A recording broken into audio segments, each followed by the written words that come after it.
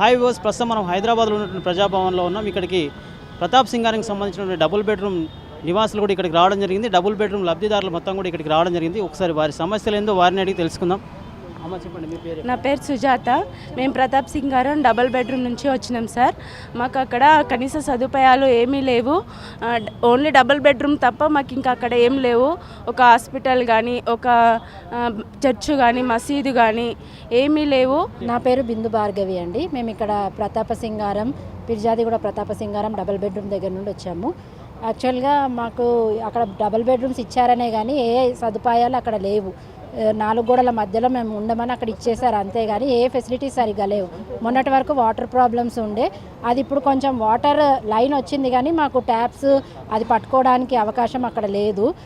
రండి రండి అని అంటున్నారు, ఉండకపోతే ఇల్లు తీసేసుకుంటున్నాం అంటున్నారు. కానీ మేము ఇక్కడ జాబ్స్ చేసుకుంటూ, సిటీలో జాబ్స్ చేసుకుంటూ అంత దూరం నుండి ఇక్కడ రావాలంటే మాకు ట్రావెలింగ్కి కూడా ప్రాబ్లం అవుతుంది, అన్నిటికీ ప్రాబ్లం అవుతుంది. ఏదైనా ఉపాధి అక్కడ కల్పిస్తే మేము తప్పకుండా అక్కడ వచ్చి ఉంటాము.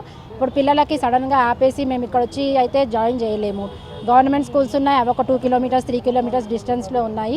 అది గవర్నమెంట్ స్కూల్స్ కావాలి. అక్కడ చిన్నపిల్లలకి అంగన్వాడీ కానీ, హాస్పిటల్స్ కానీ, గుడిలు, మసీదు, చర్చ్, అక్కడ ఏ ఫెసిలిటీ లేదు. ఎవరైనా చనిపోతే అక్కడ ఊర్లోకి తీసుకెళ్లాల్సి వస్తుంది, వాళ్ళు ఒప్పుకోవట్లేదు.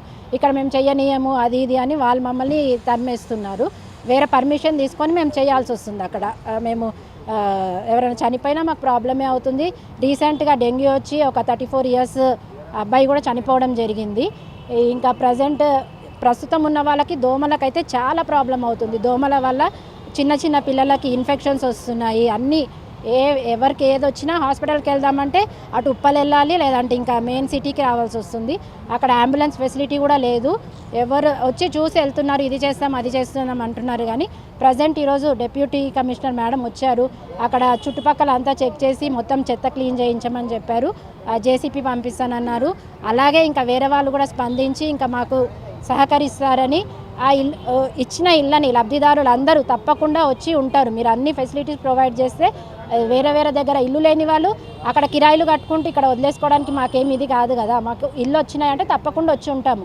మాకు ఫెసిలిటీస్ అన్నీ మీరు ప్రొవైడ్ చేస్తే డెఫినెట్గా మేము వచ్చి ఉంటాము. ఇక్కడ మేము ఈరోజు ప్రగతి భవన్కి కూడా వచ్చాము. ఇక్కడ మేము అందరం ఒక 20 మెంబర్స్ వరకు వచ్చాము. అక్కడ లోపల అందరిని అలౌ చేయరు కాబట్టి అక్కడ మా వైస్ చైర్మన్ ఇంకా సెక్రటరీ లోపల వెయిట్ చేస్తున్నారు. మేము వారి కోసం ఇక్కడ వెయిట్ చేస్తున్నాము. అప్పటి వరకు మా బాధలు ఇక్కడ చెప్పుకుందామని వచ్చాము. తప్పకుండా ఇది చూసిన వాళ్ళు ఎవరన్నా డెఫినెట్గా స్పందించి మాకు తప్పకుండా న్యాయం చేయాలని కోరుతున్నామండి. Thank you. ప్రతాప్ సింగారానికి సంబంధించిన 2 BHK డబుల్ బెడ్రూమ్ ఇళ్ళకు లబ్ధిదారులందరూ కూడా ఇక్కడికి రావడం జరిగింది. వారందరూ కూడా వారి సమస్యలను తెలియజేస్తూ ఉన్నారు. గతంలో కూడా మనం అక్కడికి వెళ్ళడం జరిగింది. సో అక్కడ సంబంధిత సమస్యలపైన ఒక వీడియో కూడా మనము చేయడం జరిగింది. దాన్ని స్పందించినటువంటి కమిషనర్ గారు కూడా, డిప్యూటీ కమిషనర్ గారు ఈరోజు ఉదయం కూడా అక్కడ రావడం జరిగిందని చెప్పి వారు తెలియజేస్తూ ఉన్నారు. వారికి సంబంధించినటువంటి సమస్యలన్నీ కూడా పరిష్కారం కావాలి, వాళ్ళకి కావాల్సినటువంటి మౌలిక సదుపాయాలు కూడా లేవు అక్కడ.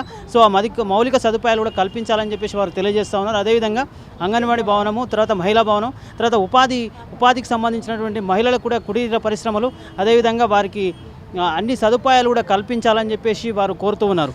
వీళ్ళని చంద్రశేఖర్ రెడ్డితో reporter Shyam Prasad. Please subscribe to the channel and download the Politicos app from the links in the description.